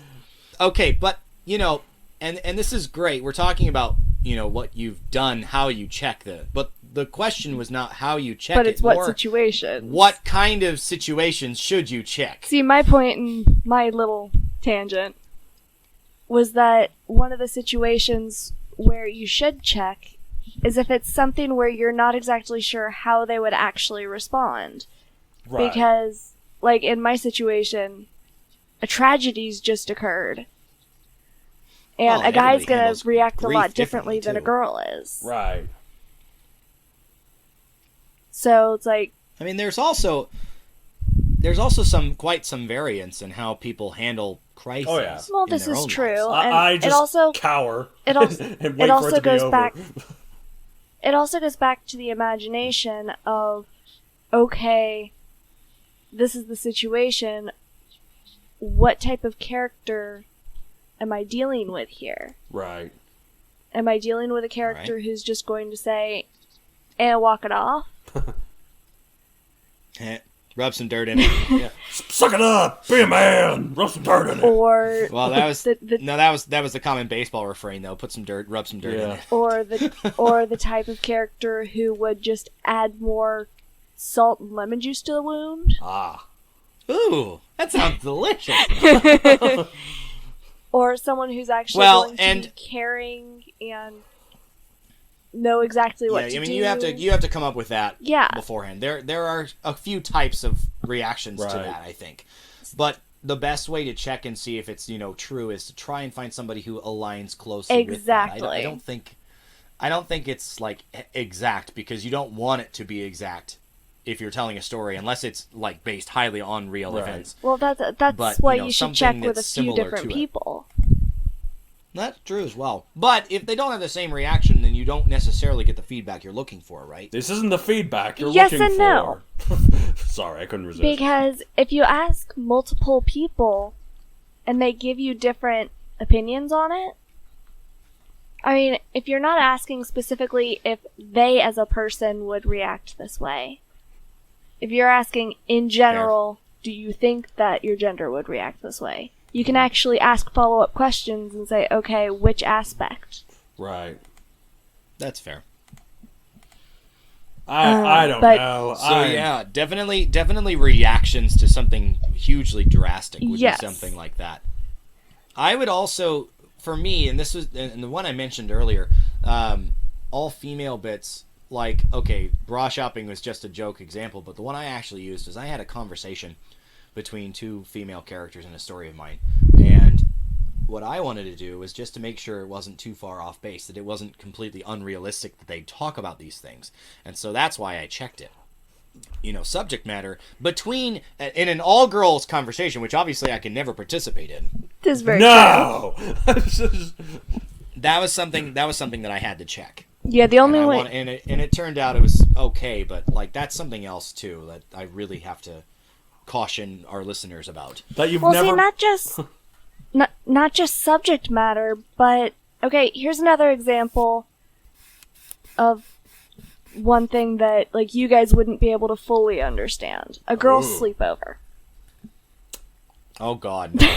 I know. I Okay, can only imagine. Or See, a bachelorette party. I'm for that assuming matter. that the pillow fights and underwear thing is not actually what happens. See, Well, okay, I- not only what happens, perhaps. see, I only know what I saw whenever my brothers had somebody spend the night, as far as guys staying over, Right. and all I saw was video games. Oh, trust me, we've got some material there. If you ever are that We curious to certainly hear. had our own pillow fights and underwear. That's not true. Trying to give me images here. Okay. Well, I mean, we're good at giving images. But anyway, well, likewise, I've definitely got stories of what goes on at a girl's sleepover, and it is not exactly what you think. Aw, I mean, Well, yay. I mean, we don't know what to think, so But that's my point. yeah. It's something like a That's fair. sleepover or anything intimate. That's really something yeah. you need to check. I mean, it also depends on the situation. But too. if it's so intimate, how do you check it? You know, and that's where it depends on who you're asking, of course, and what the characters are. If it's based on the person, would you? If something's so intimate, if the characters are based off you and that friend, would you dare ask that friend if it's right? Depends on if you have their approval for it beforehand. or if you're sneaky Well, enough that, about or it. if you're worried about offending them. Like if this is the way that you admit your long harbored crush for them, that's kind of a bad opportunity. Yeah, am I right? yeah, exactly. I wonder then what it's a that's matter like. Then it's a matter of, okay, do you tell them beforehand or do you just rush out of there? But what I was thinking is, instead of That's how you just admit it, having wow. them comment on the whole thing, if there's just a certain part of it that you're unsure about, just ask them to look at that one specific aspect of the scene. Well, and how big is the scene you're asking them to check too? That's something else to yes, consider. that is definitely something to consider. They have to be really. I really want to be really in detail about this pillow fight that these girls go on. How would you imagine? No. How do the goose down feathers from the pillow stick on their bodies when they're not wearing anything for it to stick on? Oh yeah. Anyway, moving on. Well, there's also the matter of with the way that girls talk. Unless you're going for a Valley Girl sort of thing, Like how many girls do you actually know who say like every other word? I say like a lot. I've like, met a few of them, but they're not all Valley girls. It's just something they do because they try talking hyper fast. I do that. This is very I true, do but you that know how too. fast Like, I talk say, sometimes, brain. and I don't say like every other word. See, like I just said like there, You like don't yeah. every See, other like word, but- I say like a lot, so it's because I talk really fast, so I can vouch for. But that what- but that goes back to the Verbal stereotypes. pauses. Yeah. Stereotypes is another thing you would want to get checked. True. You would want to make sure Yeah, that's that true. you're not just doing something with a bunch of stereotypes. You're not having Unless- them just to check the box. Token female, right? Unless the stereotypes is what you're going for to kind of do a parody true. Oh yeah, where you have parodies, yeah. where you have a stereotype on every single type of character. Oh, the spoofs, they write themselves. Oh yeah. Yes, that. No, I actually a fun less than 30-second tangent. timing Japanese it. people are really strange in how they do verbal pauses. Japanese people will say these really long words to fill in the gaps and then talk at like a mile a minute otherwise.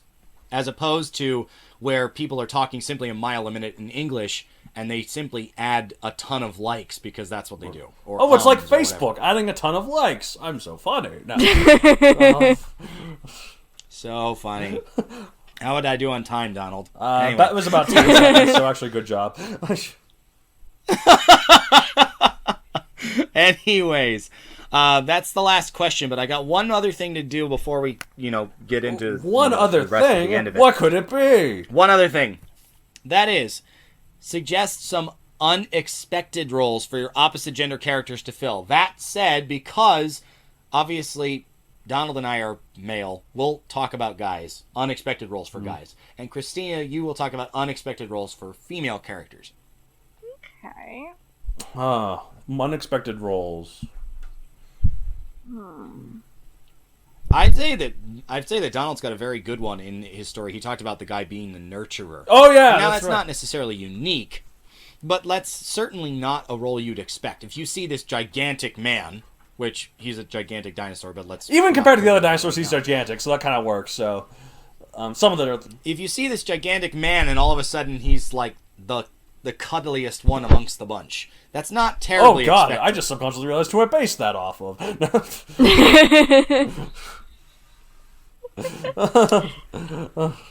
Well, that some parts of it. Yeah, I some parts. suppose. Well, a lot of parts of it are the main character too. But I was about to say. But that's one unexpected version for a male character. Another one that I think is seeing a guy who's not explicitly like homosexual, but working in a store that's generally designed for women to come in. like a and hair wear. salon, So like makeup, or like a, hair salon, clothing shop. or even like obviously sometimes clothing ones that are stores. less stereotypical, but you see more often in women, like the bartender or like the waiter, I guess. True. Or, My brother was a bartender. no, it's definitely for a gender many years. neutral thing, but like Right. a lot of well, I guess it's a lot of people like to just imagine the hot bartender girl or whatever. We like to think about the girls that are trying to goose their tips by, showing off their sexuality, and that's why we think of the sexy bartender kind of Which thing. I'm sure But, Christina can vouch and is very that's- common. No. Well, I was gonna say, in that regard, a female bouncer. yeah, there's a good one. I'd love to see that. Somebody who's got a black belt, but you wouldn't expect it because she's got a pair of boobs. Well, especially if she's only like 5'2". That'd be great. Especially if she's not, especially if she's not tall. Like, if she's kind of butch, then it kind of ruins like- that, It's like if you've got a 5'2", 87-pound bouncer. So you basically no. To be fair, before I got pregnant, I was 95 pounds and Oh I'm 5'6". well. Oh my gosh. You went It's kind of there. funny. Well, You like, went there. there's a running joke I have sometimes with like sometimes I work at a coffee shop that shall not be named, but sometimes there's a lot Not of for much longer, apparently. there's a lot of girls that work here, and sometimes they're really small and really adorable, and I often joke with them that they'd actually be really good assassins because no one would expect it would be them. They like this one girl. She was very sneaky. Like she was really small, and there were a lot of times where I'd look behind me, and there she was. I'm like, "You make an amazing assassin." Like, Okay, well, in that regard, one other thing that you wouldn't Wait. expect. Donald, you're not supposed to be answering for the girls. I know. But in that regard, if you had a slightly on the heavier side woman as a ninja.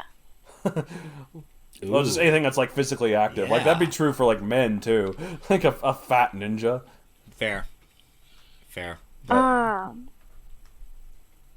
One thing that I'm glad that we're seeing more of is women in roles of power, even in writing. CEOs type. Well, that's what I try to do of myself too. Like,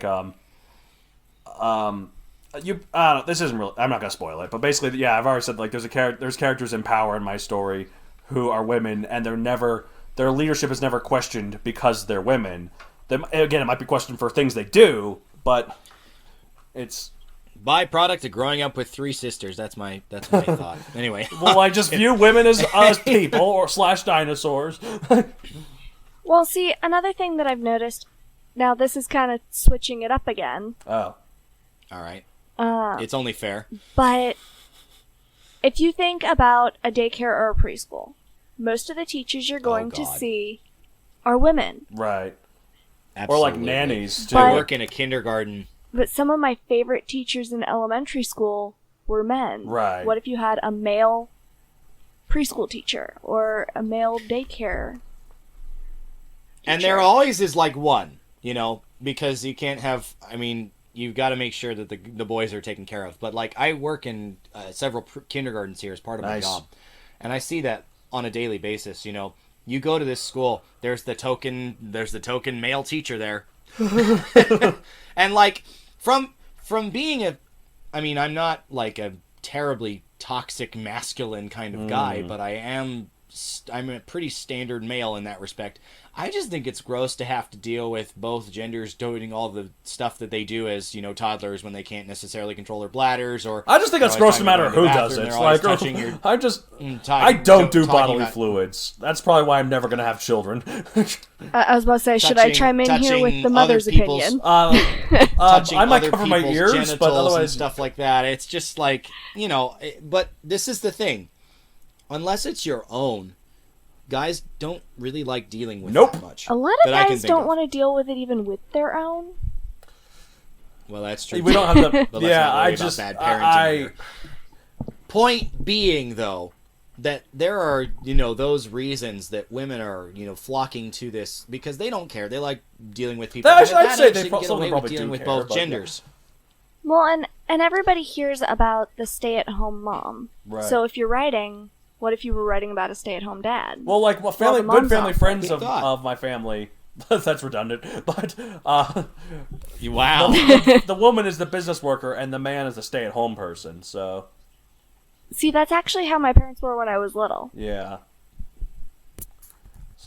And if you have that exact experience, then it's pretty easy to write into your stories. But if you can remember it. True.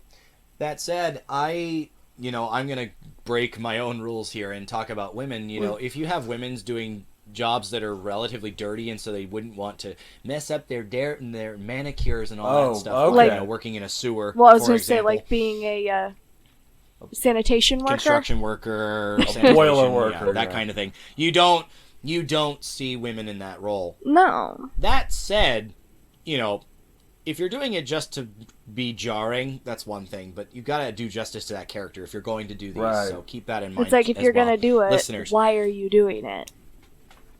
Okay, I'm sorry, we are going way over. It still isn't even close to the longest episode we've had, though, but yeah, we probably should. I'm aware, and we've got edits to do, but let's go ahead and do a lightning round tipperoonies. Yes. Our patented tipperoonies. Lightning round, go! On this thorny issue. Okay, suggestions of a worthless character. If you have somebody who simply rivals the like-gendered character, so, for my stories, I have a villain faction and a hero faction, and if there's a girl on the villain side and the hero side, they generally are pitted against each other. That's all they do. a weird... Not necessarily that's a great character. grievance I have in writing. Like, I don't know, I think it's forced. I think men should fight men, women should fight women, men should fight women, women should fight men. It's just good guys fighting bad guys is what I think. Exactly. Boxed into set or stereotypical roles. If you're only doing stereotypes, if it's not for some comedic purpose, then it's probably not a great character. Doesn't mean it's worth less character, but you should try and do better. It feels like it takes away from the character. Exactly. Absolutely. It kind of reduces them to their role as opposed to, having them excel on their own. How about reverse sexism in the other cast? They only exist to say, oh, you men have everything and we don't have anything. Gah, boo you, kind of thing. And that's all they do. See, the only way that works is if you have them realize later on, oh, wait, we're more alike than I thought. Well, I think it's an interesting example. Exactly. In the sort of this in the movie, this is one of those movies I watched a lot because I had 3 sisters. Right, Miss Congeniality is a good example of internalized sexism. Like the woman, is sexist against the idea of femininity. She thinks it's weak, but she later grows to learn that no, feminine can be powerful just as anything else. Like she was like a very masculine FBI agent who was afraid to show any feminine side because she thought it was weak. And that's a really interesting example of internalized sexism. So, look at professional female athletes. The line they have to draw between, accentualizing their femininity with doing this thing that is viewed as, very masculine in nature. Well, look at female wrestlers. Easy. I don't care if it's all for show. I mean, it may be all staged. They work hard for that. But they work really hard for that. They do. So yeah. Anyway, another suggestion. Obviously, a silly relationship with the good guys. To draw on my experience a little bit, there are two back-to-back seasons where Power Rangers had a female villain that got into a relationship with one of the Nice. cast. One of them actually was a real-life deal. Ah, yes, they wrote that in. One of them nice. actually was the actor and actress. And so they put it in the show. The other one was just a thing they did. And, if it's silly, if it's simply frivolous, then it's probably not a great reason to have the character. I mean, it depends. If it's just Now, if it actually advances the plot, that's one thing. But if it's just there as a frivolous, they're on again, off again because they're on different sides of the battle or conflict or whatever. I mean, that's not a okay. great To revisit reason for including this character. the romance novels that I both write and read. All right. There are some scenes where there's a guy that's hitting on this girl, and he just doesn't get why she's showing no interest until her girlfriend shows up. Subtlety. Ooh, nice. I was about to say we needed you on our episode when we were talking about romance stuff we did. We never done it. That is a lot of what I write. Missed opportunity. But most of mine, Yeah, if nothing it's wrong not with that. poetry, most of it's romance, and then I have one mystery. Nice. Mysteries are fun. Congratulations. They're fun to write, but they're kind of listen to our episode because for you more have to figure out information. the Listen end, to too. episode. I think it was 20 mysteries and such. Mystery.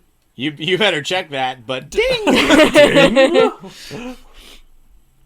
Anyways, solely to account for any opposite gender staff in the lair. If they're simply there to be there, your token female, that's not a great character. Please do something better. And if you do just about anything opposite the ones we already mentioned, that's a better choice. You don't have to even limit your character to cisgender. Particularly, don't let gender stereotypes hem in what the character is capable of. If you're going to go with the gender stereotypes, then at least have the characters each break at least one of them visibly. Right. Right. Yeah, I was gonna laugh if you had said visually. I mean, it depends how you describe I it. almost did. This one uses I red didn't font could for tell. her speech. I started to. I caught myself. Okay. Anyways, should your cast be large enough, have more than one in your minority. Yeah, this is whether it's don't a just race have thing, the token black guy. beliefs Have thing, several black guys or or a Okay. sexual preferences. Can I don't back? let them be overgeneralized into a token. Sorry, go ahead. Can I back up to a thought from earlier real quick with the what incidences should be checked with the other gender? yes. Okay. Oh, dear. If a guy is writing a pregnant character, Oh. What to expect when you're expecting You Are My Bible? I don't know. I think Not we've got that I've experience ever in I'm this sorry. regard. I'm 8 months pregnant. That's what I had to mention. Yes. No, All I'm right, part thanks seahorse. for I bringing got it it. up because I it's know. well worth it. And you said I'm a mutt. Jeez, you're part seahorse. Anyway, back on track. Anyways, yes. If sexual preferences are your thing, there's that too. And let them have different enough characters to justify their volume in the Right. story. You don't have two Asians that are exact carbon copies of each other just because that way you don't have a token Asian, because then that means you just have two token Asians It basically instead, means right? you kind of still have just one token Asian that just happens to be split into two people. It's like you at least You're need to doing it. You're doing it for the purpose of them avoiding with that. their group, Right. or with their family, so to speak, Yeah, exactly. Right. Something that allows them to be who they human. are. Yeah. Or character. Sorry. Someday I'll write about but humans, that's the and we won't have point. to have all these caveats. Someday. Oh, you still will. Someday. You keep Oh, yeah, trying. probably. One positive thing about a patriarchal society women tend to have grudges against the system that does restrain them, and it's a natural trait that can add some depth to an otherwise bland villainess. Well, Screw the patriarchy! I should mention, Christina, the reason that there are so many of these references is because we originally were going to do this for a villains episode, and then it got cut because of time. Well, so I kept in the tips because they're not bad tips, but that's why I don't know, I think they're skewed terrible. towards well, this. see, the same thing goes for if it's a matriarchal society. Right.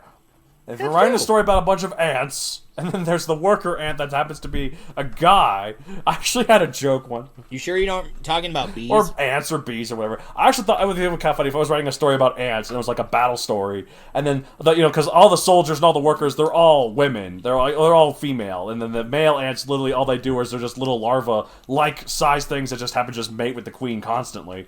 But I thought it'd be kind of funny if there was a joke where an ant colony is getting invaded by another ant colony, and then a soldier ant's like, "Someone protect the men and children." Did anybody else have the Ants Go Marching song pop into their head? Oh, from ants. no. From ants with I a didn't. Z.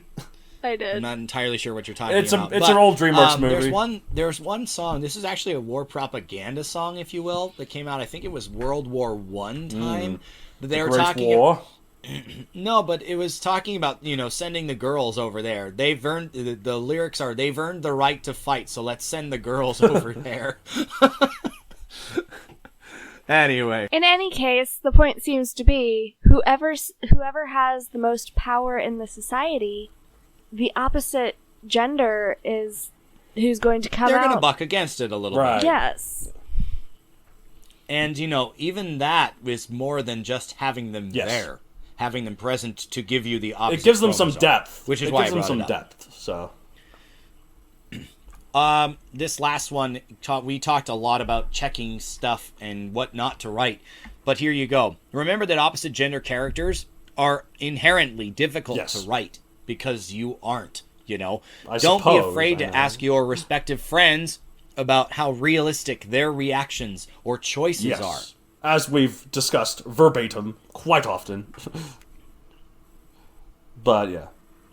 Ad nauseum is the word. What? Why don't you publish a Yeah. book? Now with all of that, well, there's a reason I always check yours before you do. Anyways, how can people get a hold of us? Yes, okay, that's it. That was our segment. That was our episode on gender tokenism or avoiding it and such, and also a little bit about race too and other such. Well, tokenism in general, it's not a good thing. Yep. So, try not to do that, Yep, guys. please, And yes, and everyone. Thank you. Or in between, whatever you may be.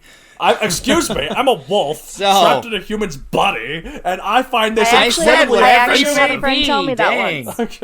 once. I said whatever you may be. Grief, Whatever. over. How can people How get a hold of us? dehumanizing. I did actually have a friend once tell me that he was a wolf in a human's body. I see why you say you had a friend. Oh my god. It's actually the same friend who said that he was pansexual. He seems like a really interesting guy. Anyways. Or wolf, I'm sorry.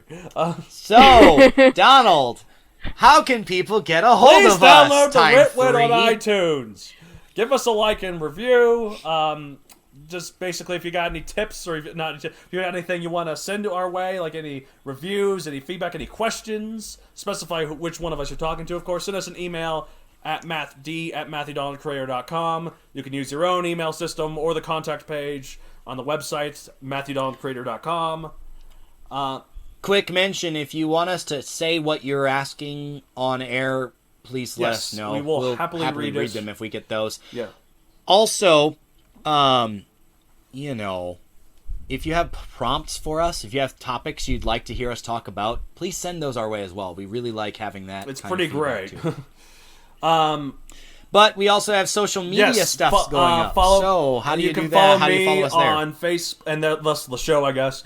At Facebook, Matthew Donald Creator, or Twitter at MatthewDon64, as well as Instagram, MatthewDon64. Why 64? It just is, okay? It's none of your business. Leave me alone. Or listen to the other episodes and you'll find out. Oh yeah, there's never a concise Well, I reason. mean, there's never one express I really hope reason. we That's eventually part of get to the problem. episode 64, and that I don't know what we'll do for that one. I'm sure you will find a way. Well, we're on just so you can do 27 it. now, or 28 or We're almost whatever, halfway so we'll there. see how it goes. But Sorry, what were you anyway, saying, Christina? I'm sure you. We're I'm almost sure you halfway will there. find a way. Oh, yeah. 28. So we are halfway there. Pretty Almost. Much on the Anyways, nose. well, that concludes our episode Well, no, on, it's 32. You're 4 It's away 32. from on halfway. all the SJW nonsense that's Yeah, plaguing we- our society. That's leftist crap. No. SJW nonsense? What? Exactly, it's nonsense. I'm missing that. I'm missing Good. all of that. Do we have a YouTube channel yet, Donald? You were talking about it. No, I'm lazy.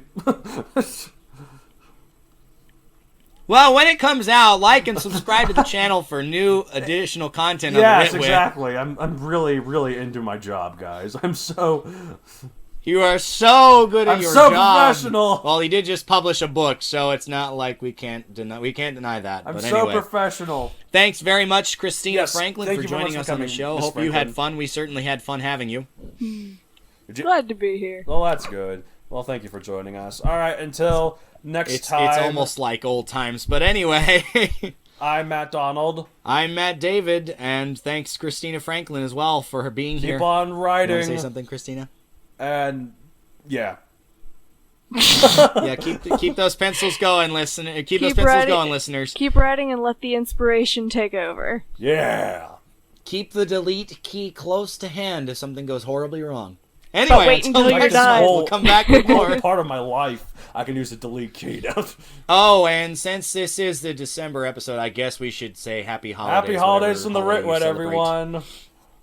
See And you- a happy new they'll- year. We'll they'll see you in the new year? 2019. Yep. Well, theoretically, at some point. Here. I mean, we got to get the next annual Witties Right, done, exactly. right? Next Oh, wait, episode that's should hopefully be February. the Witties. But until then, here's to allows. Wait, no, that's February, isn't What? it? Isn't No, that it's February? January. Not January? What? Get ready for the February Witties, last year, David. didn't we? This year. Oh my god, I am not ready for this at all, Donald. Oh, but anyway, you thank are you so not much for our guest prepared. host. Thanks, listeners, for putting up with our drivel.